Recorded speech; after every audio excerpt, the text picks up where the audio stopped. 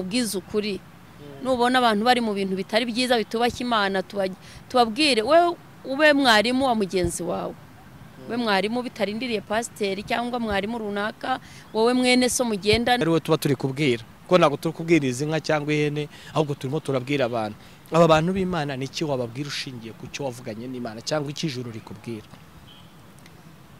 Uyu munsi wa none mu gihe gisa nk'ikiduhagazemo ni igihe kiruhishe.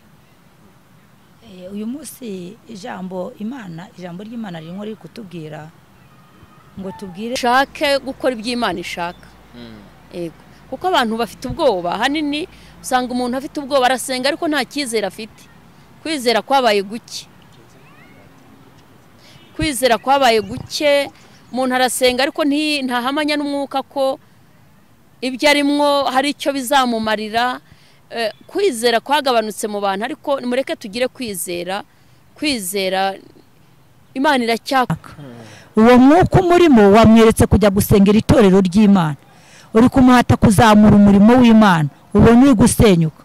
Uwo mwuka we uri kumuhata kujya gusengera umufasha we wenda ufite ikibazo runaka cy'uburwayi cyangwa cy'intambara cyangwa cyo kubura imibereho.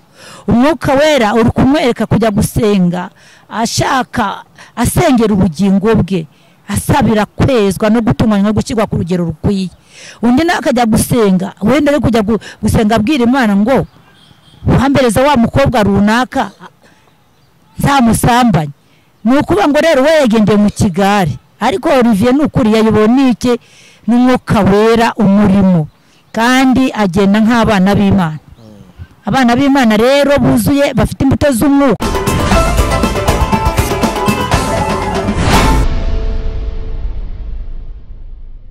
Mfashe umwanya kugira ngo nkwifurize ibihe byiza kandi nkwifurize no kugubwa neza aho uherereye hose, waba uherereye mu mujyi wa Kigali, mu ntara y'Amajyepfo, mu ntara y'Amajyaruguru, iburengerazuba, iburasirazuba, mwese aho muherereye n'abari muri ya ntara ya gatanu y'u Rwanda, ndavuga abari diaspora, abatwumva bari muri Amerika, muri Aziya, mu Buhinde ndetse n'ibindi bihugu bigiye bitandukanye, mwese tubifurije kugubwa neza, amahoro y'Imana nakomeza abane namwe.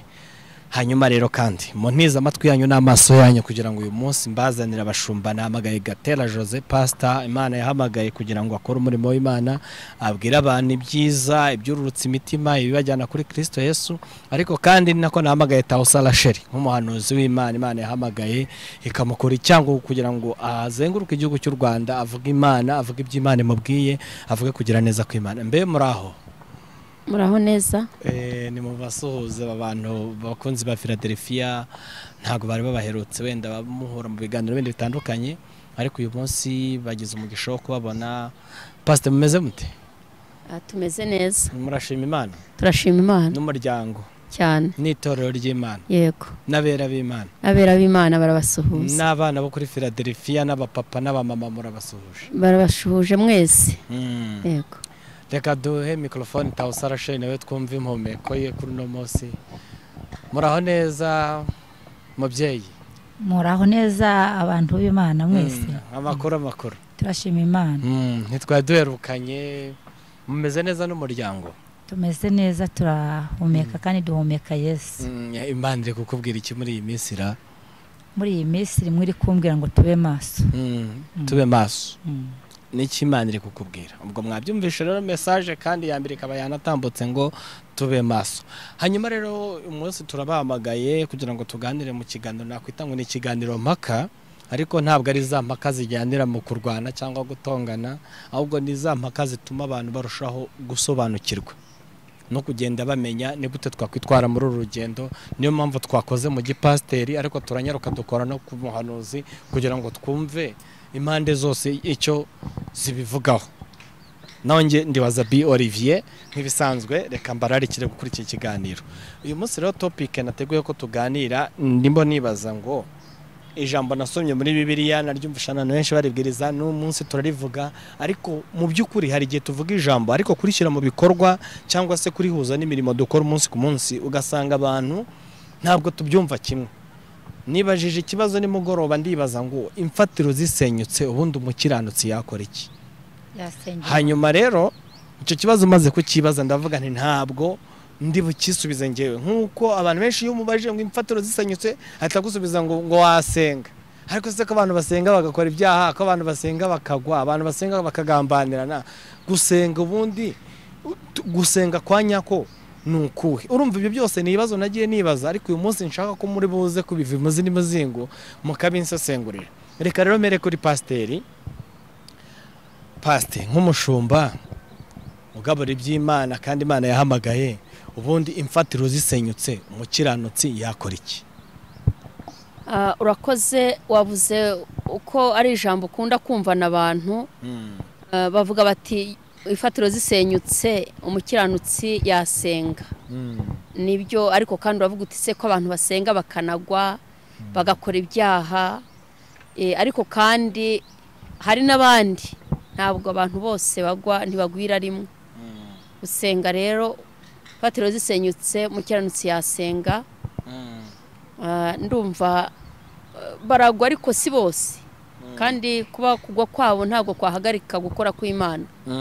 Yego, ko tubona abantu benshi bajya mu rusengero bagakora ibyaha, bajya mu materaniro bagakora ibyaha. Rasheli nk'umuntu w'umuhanuzi kandi unakuze mu buryo bw'umwuka, ni iki kintu abantu bagakwiye gutandukanya kuba imfatiro zisenyutse umukiranutsi yakora iki? Abantu bagasubiza ngo yasenga, ariko abantu bakajya mu materaniro bagakora ibyaha, bakajya mu materaniro ubundi ntibahinduke, bagakomeza kwiba no kugambana no gukora ibindi byaha. Ubundi gusenga kwa nyako ni ukuhe? Ndumva gusenga kwa nyako, izi mfatiro bavugaga zari imfatiro z'uburyo bwinshi butandukanye, ariko gusenga kwa nyako ndumva mu ruhande rwanjye nuko icyambere wabanza kumenya Imana, wabanza kumenya wowe icyo uri cyo, warangiza kumenya icyo uri cyo ukamenya aho ubarizwa hariho, wamara kumenya aho ubarizwa hariho ukamenya naho ukorera, naho ukorera cyangwa naho ugenda n'abaribo. Ni ukuvuga ngo rero iyo umaze kumenya icyo uri cyo ukamenya niba uri umunyamasengesho, ukabona imfatiro za kwangiza zirimo zisenyagurika, icyambere ukamenya ko uri umuntu usenga. Ni ukuvuga ngo niba wasengaga rimwe nk'uko tubizi, usenga kabiri, ni kabiri wakwabona byanga ukasenga ubwa gatatu, ariko urasenga rero mu bwehe buryo. Icyambere gusenga buryo ukiranuka, ni ukuvuga ngo wanga icyaha n'igisa nacyo, ukumva ko muri wowe ugomba kugenda neza kandi ukagendana n'Imana, ugiye kubwira ibyawe kugira ngo Imana ikurengere. Icya kabiri ukagira ikintu cyitwa kwizera iyo ugiye kubwira ya Mana usenga, ukamenya ngo ibya byose kuko nizeye Imana ishobora byose, ibi bingoye bidashoboka, nizera Imana irabishobora. Ndumva icya gatatu ni ukugira ibyiringiro, ni ukuva mu byaha ukagira ibyiringiro, ugasenga ubudasiba. Numva ibyo byose byakugiye byakuvana mu bintu bikubere nk'intambara, ari byo za mfatiro zisenyutse, hamwe wiringiraga, hamwe wizeraga ukabona byanze, ariko iyo ugiye muri izo nzira uko ari eshatu numva byagufasha.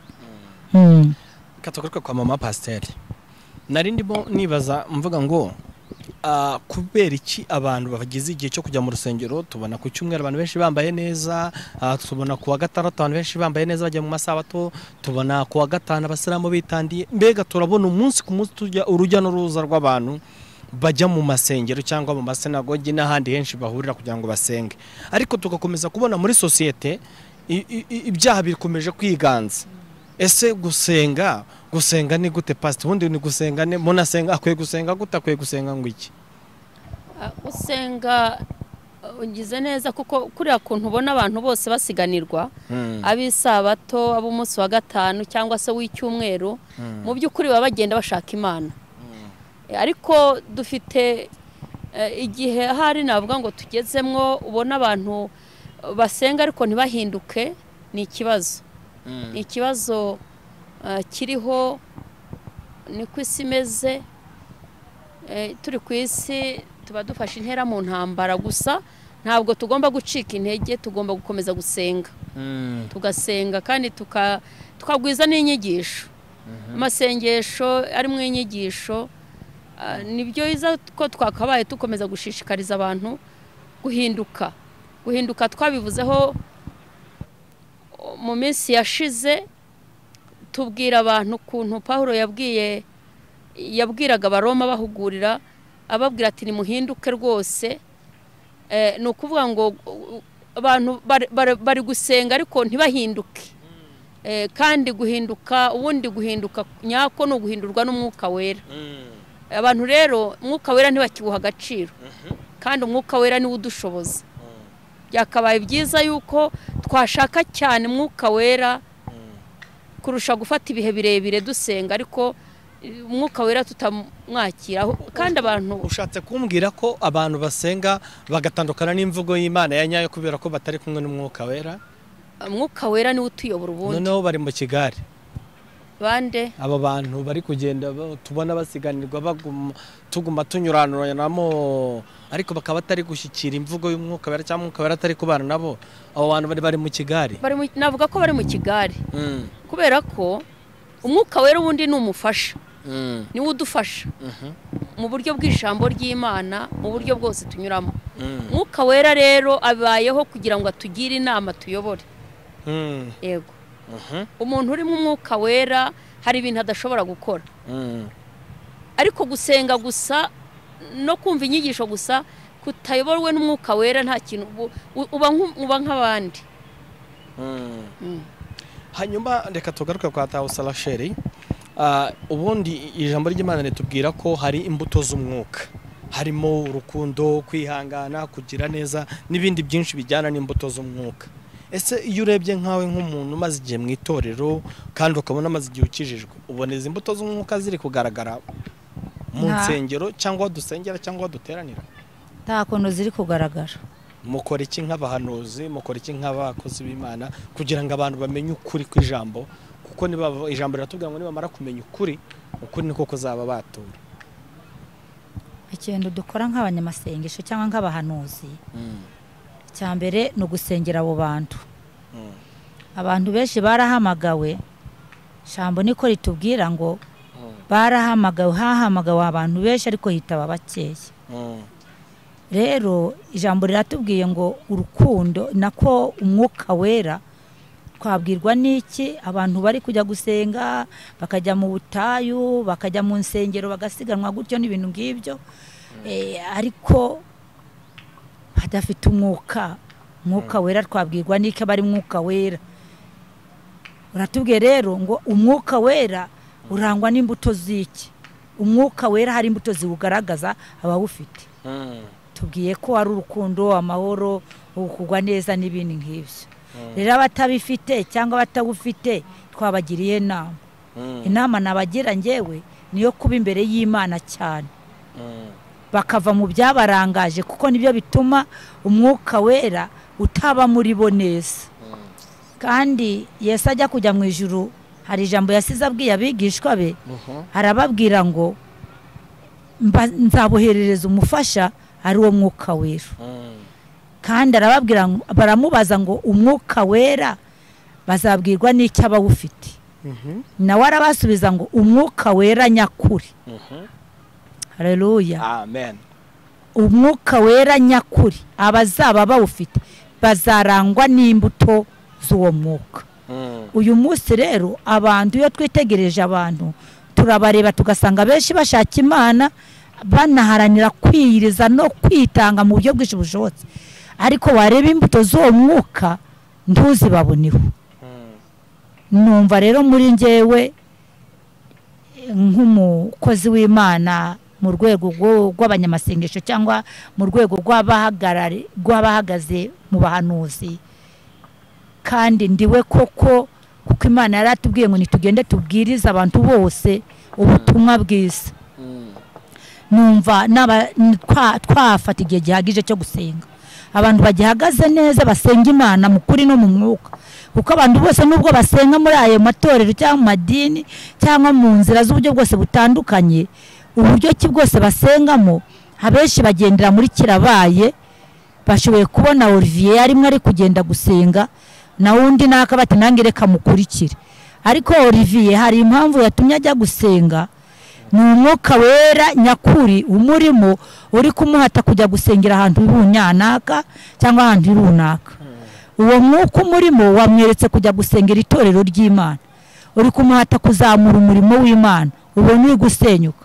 Uwo mwuka wera uri kumuhata kujya gusengera umufasha we wenda ufite ikibazo runaka cy'uburwayi cyangwa cy'intambara cyangwa cyo kuba imibereho.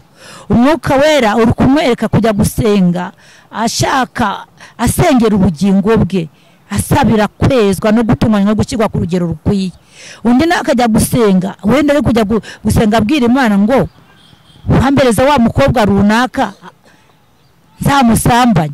Nukuba ngo rero we yagendeye mu kigare, ariko Olivier nukuri yayibona iki n'umwuka wera umurimo kandi agenda nk'abana b'Imana. Abana b'Imana rero buzuye bafite imbuto z'umwuka, nukuba ngo bitandukanye n'iby'abana ba Satani bakora. Navugaho nk'urugero rukeya, hari abantu benshi uzabona bari ku musozi ubutayi ibihe byinshi, ariko nujya kubareba baburemo nyine za mbuto z'umwuka. Benshi basanga ari abahehesi kandi unabibonesha amaso yawe. Abandi basangiye n'ubakurikirana usanga imbuto zabo ni ubusambanyi.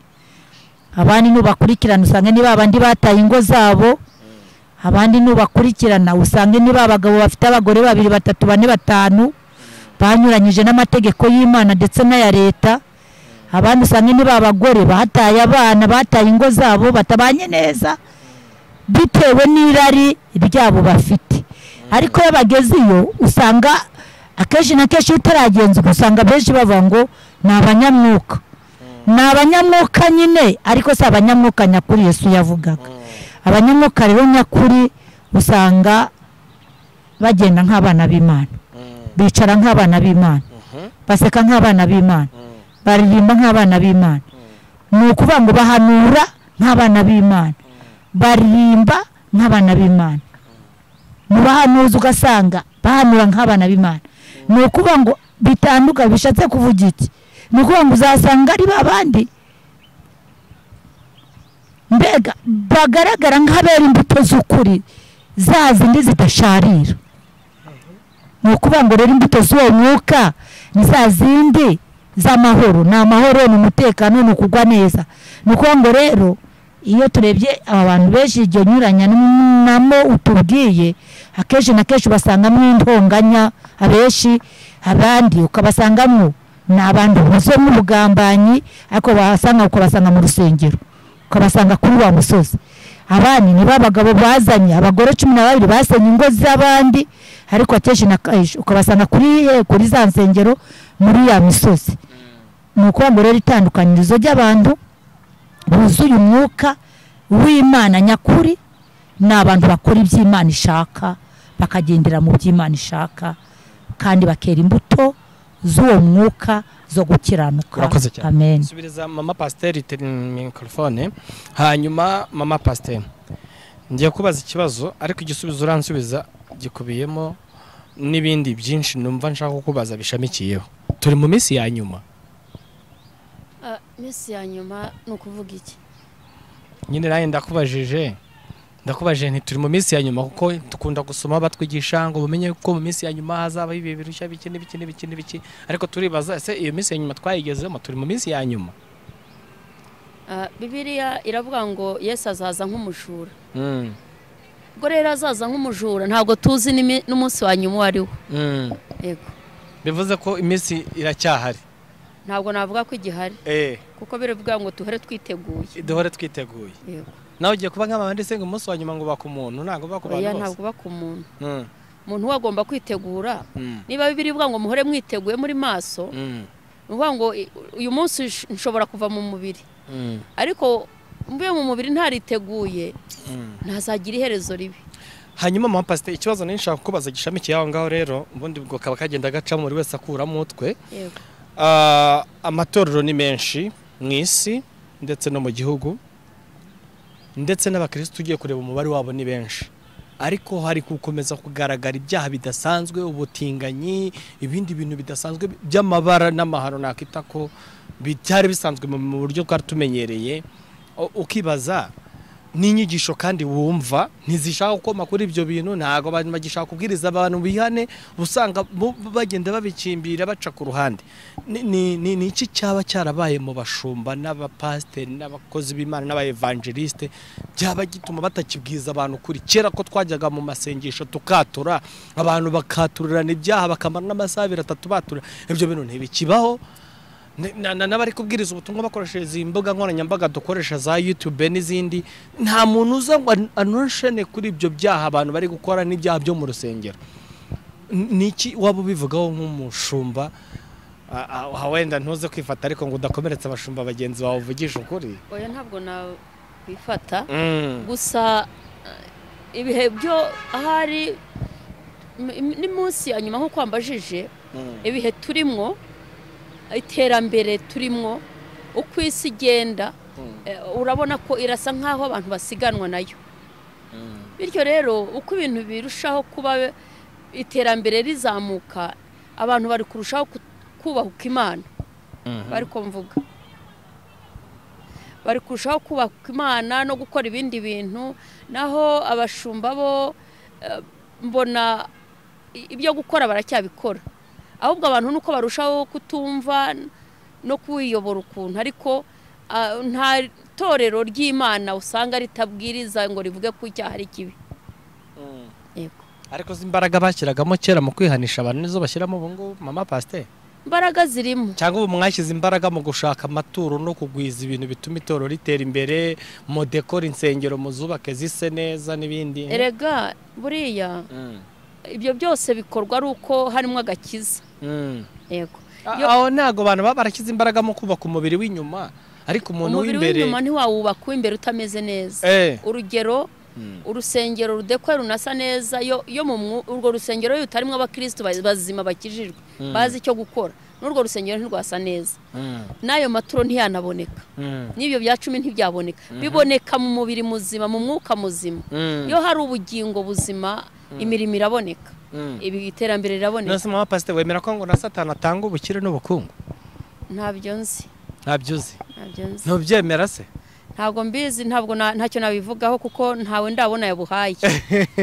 Reka nibarize Rachel, wenda warirekura ubwo atari umushumba, wenda bizi buri kwanga kuvugisha ukuri ngo abashumba bagenzi bawe batakureba nabi.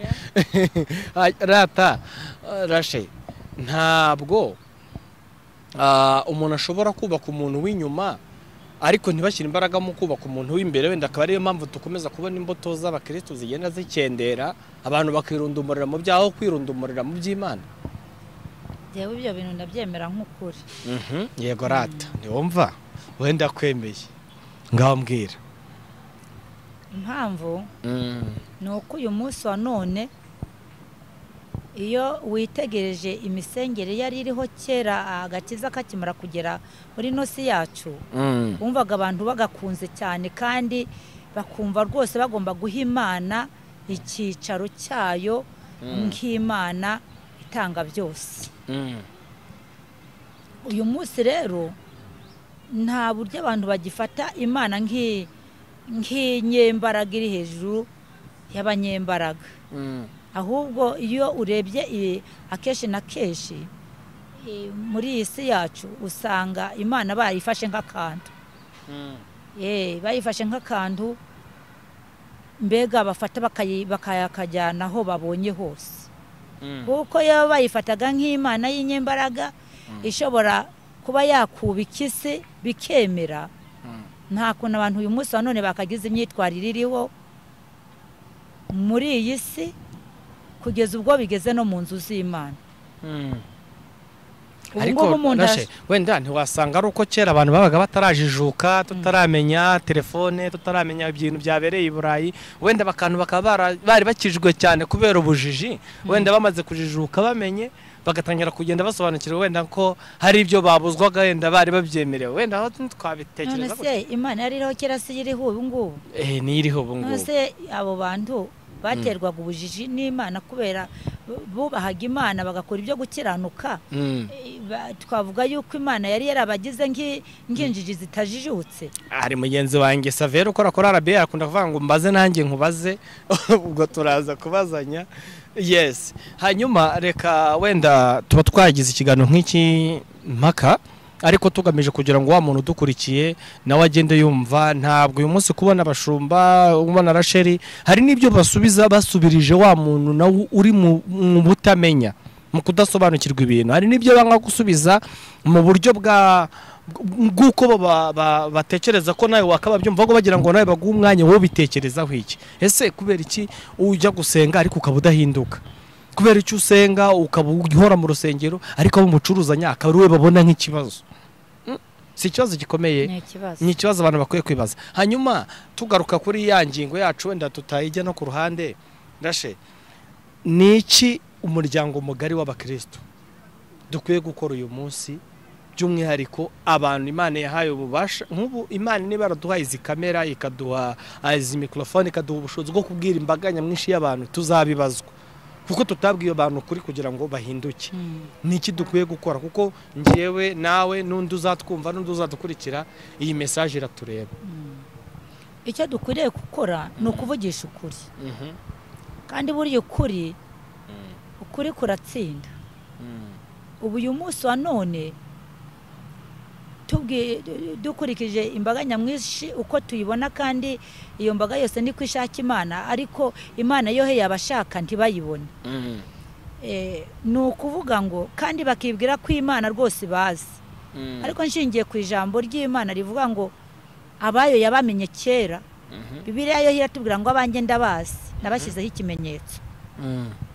Iyo turebye dusanga ikimenyetso twebwe ubwacu ntidushobora kukimenya, ariko kuri kw'ijambo abantu uyu munsi wa none bafite Imana ya Yakobo h'umutabazi.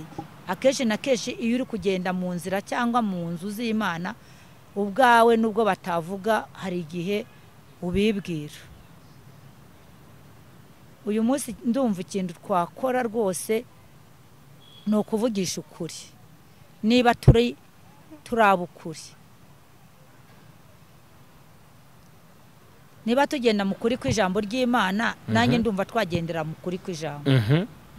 Reka duhe mama pasiteri nawe agira icyo abivugaho. Urumva nk'umushumba nk'umupasiteri hari icyo nawe aba yarabonye, ijisho burya rya mukuru rireba byinshi.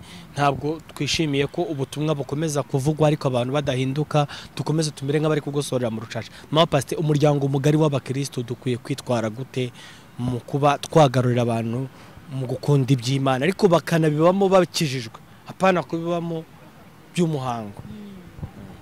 Rakoze, tukwiriye gushyiramo imbaraga. Birababaje muri iki gihe urebye ukuntu itorero ry'Imana rihagaze cyane. Uburane wavuze ngo nuko se tutakiha agaciro kwa kwihana, kwa kwicara ngo duhe Imana igihe, ariko wenda usanga n'ijambo ni nabwo ryabaye rigari, koranabuhanga ku YouTube, ku maradiyo. Usanga ko ijambo ry'Imana ni ryinshi rirakwiriye, ariko guhinduka kukaba guke. Ni ya minsi rero wahoze uvuga uti iminsi ya nyuma yaraje, ariko ibihe turimo usanga umuntu wese iby'agakiza atabihaye umwanya, ahubwo yitaye ku bibazo afite, kumva Imana yamutabara ibibazo bigakemuka, kumva Imana yamutabara. Kugeza ubu ukubona abakristo baza mu rusengero bavuga ngo Imana izaduha ubugingo, n'akantu gake, n'ibihe bike cyane. Ariko mu by'ukuri navuga nk'abantu umuryango nyarwanda cyangwa se umuryango wa gikristo tugira umwete wo kubwiriza no kubwira abantu ukuri kw'ijambo ry'Imana. Tugira umwete tubwira abantu, bashobora kutazumva bose, ariko ntabwo hazaburamwo 2-3 bagenda bamenya ukuri. Tugira umwete mu ngo zacu, mu rubyiruko tuyoboye, mu bakristo, aho uri hose ntubuze nubwo waba udahagarariye itorero, ariko hari abantu uhagarariye, hari abantu uhagarariye, hari ibyo ushinzwe, aho uhagaze aho ku isoko wowe utwumva, ugira umwete wo kuvuga ukuri hamwe no gusenga. Yego, urumva ko urimo uravuga uti abantu bagira umwete wo gusenga ariko kandi no kuvugisha ukuri. Hanyuma umuririmbyi yuzuye umwuka wera yaravuze ngo numara kumwemera nk'umukiza wawe uhamye mu bandi ibyo yagukoreye ngo kandi usabe n'Imana ibahishurira ibanga bahabwe ubwo buntu nawe wabonye. Ese niki wabwira wa muntu ubona message abona mwene se arimo aratana ari mu byaha ariko ukabona nyine ngo ntiteranya nk'ukuri kudukangura kuvugisha ukuri ugasanga abantu bari kwanga kwiteranya nimubwira ko ari umusambanyi biragaragara nabi nimubwira ko ari abo bantu wababwira iki ushingiye no kuri uwo muririmbyi narimvuze? Nibareke kuko biri bavuga ngo nutabwira umunyabyaha ko azapfa ariko amaraso ye nawe yabazwe. Mu by'ukuri nurebera mwene se akora ibintu bitari byo ntabwo ndahamya neza ko nawe uzamufatanije gukora icyaha. Ntabwo ari byo, mureke tuvugisha ukuri. Nitubona abantu nashaka kwanga ariko umubwiza ukuri. Nubona abantu bari mu bintu bitari byiza bitubashye Imana tubabwire we ube mwarimu wa mugenzi wawe. We mwarimu bitarindiriye pasiteri cyangwa mwarimu runaka, wowe mwene so mugendana nubona ibyo arimo ntumureke ngo ntibimveho siniteranye se, ahubwo tugerageze kubwiza abantu kuri kuko nyuma y'ubuzima hari ubundi. Yego. Urakoze cyane. Reka nsubire kuri Tawusarashere kandi hanyuma nk'umukozi w'Imana ushobora kuvuga uti nibyo byinshi wabivuze usubiza ibibazo nakubajije ariko nawe muri wowe iyo usenga Imana iyo uba hafi y'Imana hari hishurirwa ugira igihe nk'iki ngiki ihishurirwa gifiteho nikiri kubwira abantu b'Imana. Ndetse iyo tuvuze ngo abantu b'Imana hari igihe abantu bumva ko tuvuze bano bantu basenga ariko abantu bose n'ab'Imana n'abari mu byaha n'abari mu biki bose n'ab'Imana kuko nta muntu n'umwe Imana yaremeye ngo imugire inyamaswa kuko iyo kugira inyamaswa ntago ari we tuba turi kubwira kuko ntago turi kubwiriza inka cyangwa ihene ahubwo turimo turabwira abantu. Aba bantu b'Imana niki wababwira ushingiye ku cyo wavuganye n'Imana cyangwa ikijuru rikubwira? Uyu munsi wa none mu gihe gisa nk'ikiduhagazemo ni igihe kiruhishe. Uyu munsi ijambo ry'Imana ririmo riri kutubwira ngo tubwire abantu bayitegeye amatwi cyangwa bayirindiriye tuyibwire ibi ngibi. Iri kutubwira ngo abantu bose nibabe maso kuko ibihe babe maso kuko iminsi tugezeho ni iya nyuma, ni ya minsi iheruka iyindi. Ibimenyetso byayo byaragaragaye. Abantu ntibakita ku ijambo ry'Imana, ntibanagihereza Imana agaciro. Abantu basigaye bankana ubwabo, ubwankanyi burakabije ku isi hose. Abantu benshi ntibagikunda bene wabo. Umugore ntagikunda umugabo, umugabo ntagikunda umugore, umwana ntakunda se, umubyeyi ntari gukunda abana.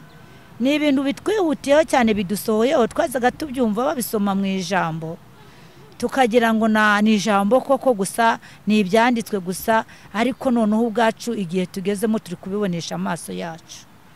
Abantu rero barimo bari kwihutisha iterambere cyane kandi naryo ni ryiza ariko ntibari kwihutisha iterambere ry'ubwami bw'Imana.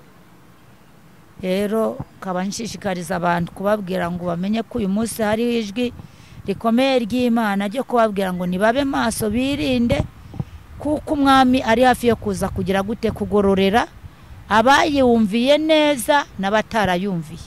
Buri wese agiye kubona ibihembo bikuranye n'imirimo ye yakoze. Amen. Urakoze cyane. Reka dusubizemo pasiteri nawe mikrofone. Nk'umukozi w'Imana, umupasiteri, umushumba ugira igihe kinini cyo kuba hafi y'Imana kugira ngo ubone ibyo ugaburira abantu kandi ugire n'ibihe byiza usabana n'Imana. Wowe iyo usenga mu gihe nk'iki ngiki ubona ibihe bimeze bitya, ubona abantu benshi bafite ubwoba bwo kwibaza ku bizababaho, abantu bari kwicira inzira, niye message wumva wagenera umuntu wese ukurikira Philadelphia umunsi ku munsi, cyane ko wowe ukorera kuri platform nyinshi zitandukanye, ubwiriza kuri radio, ubwiriza kuri YouTube, ubwiriza mu nsengero n'ahandi henshi hatandukanye, ubona abantu benshi unabakira mu buryo bwinshi. Niki wumva cy'igitsikamutima kiri kuri wowe wumva wabwira abantu badukurikiye uno munsi? Nabwira abantu ngo nimureke kugira ubwoba. Imana uko yari kera n'ubu niko ikiri, ahubwo dushake gukora iby'Imana ishaka. Yego, kuko abantu bafite ubwoba hanini, usanga umuntu afite ubwoba arasenga ariko nta cyizere afite, kwizera kwabaye guke. kwizera kwabaye guke umuntu arasenga ariko ntahamanya n'umwuka ko ibyo arimwo hari icyo bizamumarira. Kwizera kwagabanutse mu bantu ariko nimureke tugire kwizera Imana iracyakora, Imana iracyataba. Nimureke twubaha Imana, tuyikorere, tuyisenge, tuyibe imbere, tugarukira kandi tunabwiza abantu kuri. Turushaho kuhugura abantu, inyigisho zibe nyinshi. Kubwira umuntu ngo azabona imodoka cyangwa inzu ari burimbuke ntacyo byaba bimaze. Rero ndashaka kukubwira wowe unyumva cyangwa se udukurikiranye, mu by'ukuri muhumure Imana irahari iracyagira neza. Iyo abantu bayishaka bayubaha barayibona. Ndumva nabari nk'ibyo naba mbabwiye. Urakoze cyane uti Imana iracyakora kandi mu biganza byo haracyarimo imigisha myinshi. Urumva ko rero wowe warudukurikiye wumvishe byinshi, wumvishe uko umukiranutsi yakwitwara, wumvishe icyo umukiranutsi akwiye gukora. Harimo ingingo nyinshi bagiye bagarukaho ariko nawe ufite izindi, ariko izo zose tuzikure mu magambo ahubwo tuzishyire mu bikorwa. Hanyuma reka dusoza dusabe aba bakozi b'Imana twaganiriye uyu munsi kugira ngo basengere umuntu wari we wese uzumva iki kiganiro, ariko n'abandi batazacyumva basengera igihugu cyacu muri rusange, basengera abantu, basengera umuryango mugari w'Abanyarwanda kugira ngo abantu bave mu kwirukanka mu masengero no kwirukanka mu minsi y'amasengero, ahubwo bajye mu Imana bashakaho, bavugane n'umwuka, bumve icyo Imana ishaka muri iki gihe, bamenye ni gute umuntu akwiye kuba hari umukristo akwiye kwitwara ati. Turaza gusaba amapasiteri adusenge, ariko na Rachel nawe uzamura isengesho, mwese musenge Imana, musengera Abanyarwanda, musengera isi, musengera abantu b'Imana kugira ngo agakiza k'Imana gashinga imizi muri bo. Ubwo Yesu azaza nk'umujura, ejo abantu badatungurwa bagasanga babaye nk'abandi bavuga ngo sinigeze mbamenya, kandi baramaze imyaka myinshi bari mu rusengero, baramaze imyaka myinshi bakorera Imana, ariko ibyo bakoze bitarigeze bigera imbere y'Imana. Urakoze. Twasaga badukurikirana mu by'ukuri mureke duhugukire kubana n'Imana. Nababwiye ko Imana ihari, Imana irahari, two kugira ubwoba. Abantu bishwe n'ubwoba, abantu bagakora ibyaha ngo birengere cyangwa se basa nk'abafasha Imana. Imana kuyifasha no kuyubaha no kuva mu byaha, nta kindi. Rero mu by'ukuri Imana ibaha umugisha abari badukurikiranye. Ubutumwa tubahaye ni ukuvuga ngo mwigira ubwoba, Imana irahari, ahubwo nimureke dukora ibyiza. Niko Imana yabwiye Kayini igihe yari arakariye yuko Imana ihaye umugisha igitambo cya Abeli kizamutse. Yararakaye ngo kuko igitambo cya Abeli cyari kizamutse, haba ngo babajwe n'iki, nukora ibyiza ntuzemerwa. Mu by'ukuri icyo tubuze ni ugukora ibintu byiza, imirimo myiza, gukizwa neza. Ariko dukijijwe neza, Imana irahari kandi igirira neza buri wese. Urakoze Mana, turagushimye kubw'ijambo ryawe. Ijambo ryawe ni inkota y'amugi abiri. Dawidi yaravuze ngo nabitse ijambo mu mutima kugira ngo ntagucumuraho.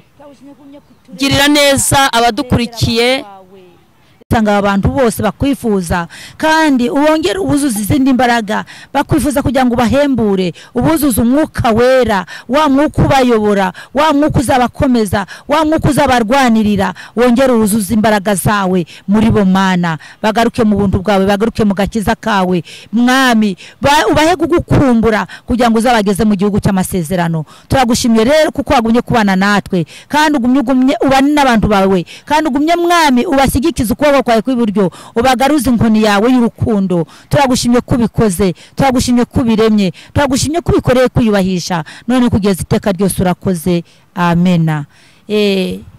Murakoze cyane. Reka dushimire Imana yabashoboje kuza muri uyu mwanya. Imana yakoze kandi namwe mwakoze gutanga umwanya wanyu. Haleluya.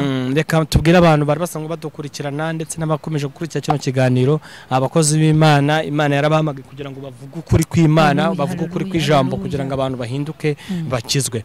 Mama Pasiteri we musanzwe mumukurikira hano kuri Philadelphia ndetse no kuri Radio Umucyo n'ahandi agenda anyura mu nsengero nyinshi abwiriza, ariko reka musabe atange nimero ya telefone. Hari umuntu ushaka kuba akurikira kino kiganiro akumva akeneye gusengerwa, akumva akeneye izindi mpuguro, akumva arakijijwe aba no mu rusengero ariko akumva hari ikigero atarageraho, uwo muntu aba akeneye ubufasha. Nimero ni 078 50 98 94 4 Imana y'amahoro bahumugisha.